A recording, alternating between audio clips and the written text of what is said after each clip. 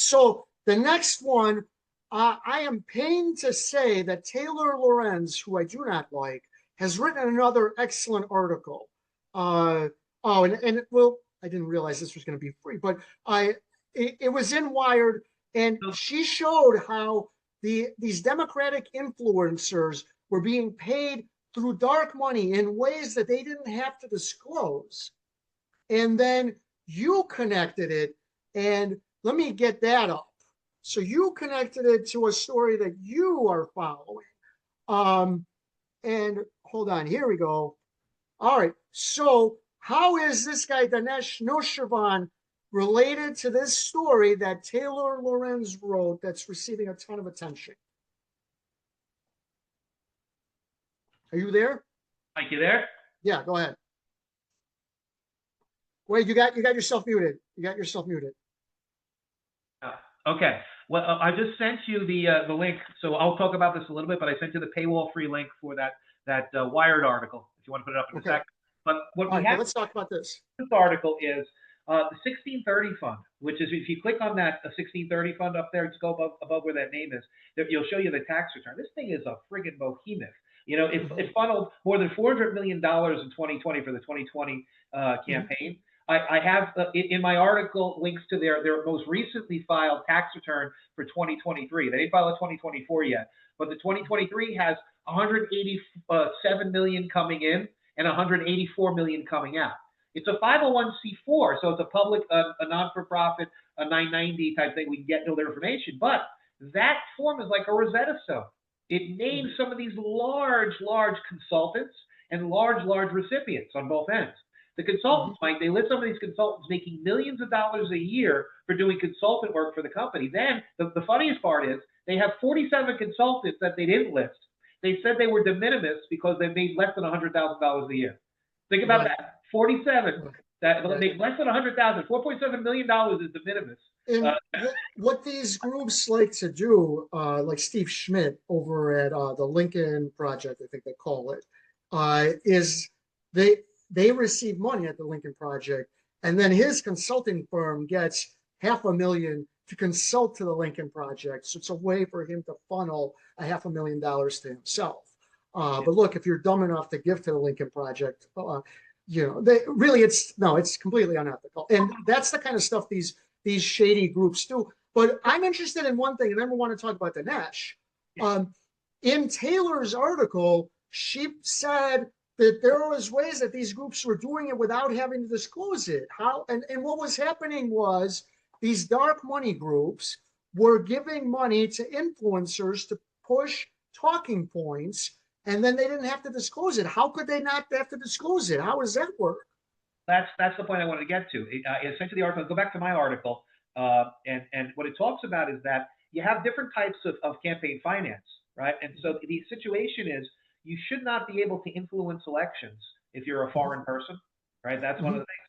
And so what they're trying to do is launder tainted funds for election purposes through PACs, and in this case, a 501c4 operating as a political action committee. Okay. So they have this group called Chorus.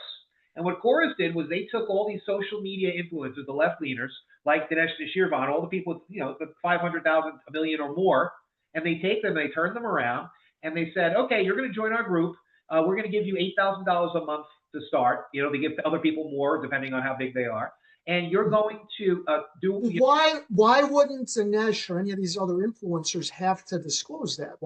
How can you get away without saying, I get $8,000 a month from Chorus to push certain that this tweet is brought to you by Chorus? How come he doesn't have to say that? You're a consultant, okay, and you don't have to report as a consultant anywhere other than on your IRS tax return, which could be a problem for Danesh because he's disclosed them in the courts. And if this stuff isn't on those tax returns that he's already disclosed in the courts in his court cases, he's got a problem. That's to the side. It goes on your return. You're Mike Volpe. Somebody could send you $10,000 or whatever. It doesn't matter who that person is if they're a U.S. person. If it's a foreign company, you might have a reporting issue. But if a U.S. LLC sends you that money, then that's just regular money to you. All right. I got it. What evidence do you have that Danesh is being paid by Chorus? I have evidence that Danesh is being paid by other people, okay, related type of situation. And then that one of those people is Scott Dworkin. Okay, there's evidence to show there's a link between Scott Dworkin and Danesh Noshirvan. Okay, the other problem is this: it's not being paid directly from Chorus or from 1630 to Danesh.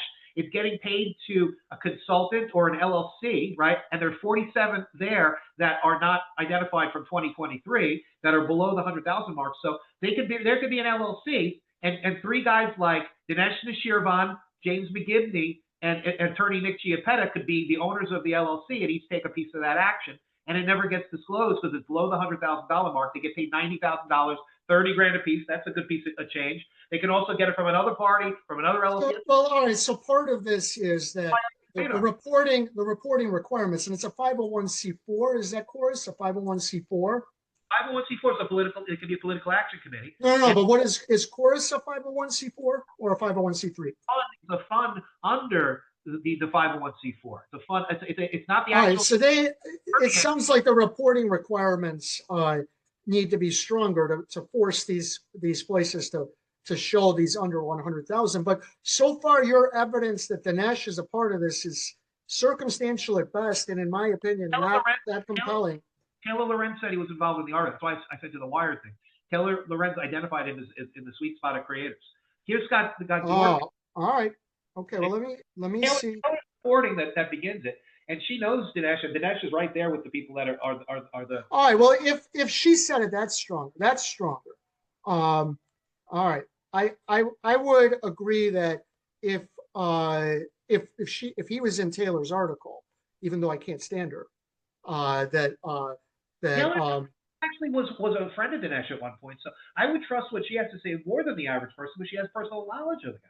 You know, it's not like somebody that's studying from afar. She actually had a relationship. Right. No, I agree with that. And this article, as I said, as much as it pains me to say it, is excellent. But you're saying she mentions Danesh in this article? She points to Danesh. You know, it's not the specific, but she points to how this is done. And well, I don't know. She mentions him by name or not?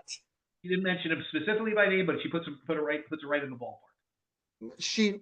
What does that mean? Well, she starts talking about the class of people, and when you do process of elimination, there are only so many influencers with the number of people that he had and has had since 2020, before 2020, and then are part of this creator network. Mm-hmm. Right. Hit the search bar, see if Noshirvan is or Danesh is in there. Type the name Danesh. See if I'm not sure if she named them by name. I don't think she named them by name, but by process of elimination, you can tell there are only so many people that are there. So he's not. Right. No, he's not. That's a little better. I thought she mentioned it by name. Set that up, Mike. You should hit Control F, but I think Danesh might have been in. All right, I didn't see him. That seems a little bit shaky for now, but we'll see. You're going to keep investigating it and see if you can, if you get any direct evidence.